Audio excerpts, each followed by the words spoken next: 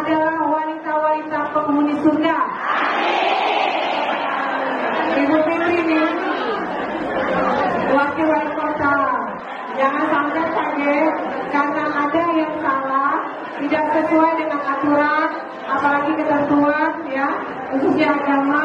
Untuk kemanapun kita pergi itu harus suami. Kalau seandainya tidak saya tanyakan, terus sampai Dusonyo Ibu Fitri Galo yang lembah, berangkatnya tanggal 27 Oktober. Tapi dari 100 orang itu baru 2 orang FKMC yang beruntung. Karena kita harus berbagi Bu, 18 kecamatan 170 kelurahan. Kalau tidak salah ketua FKMC di Ilir Barat 1 dan juga dan Ilir Timur 2. Tapi kita doakan bersama-sama. Tidak ada sesuatu apapun di dunia ini yang tidak mungkin ya.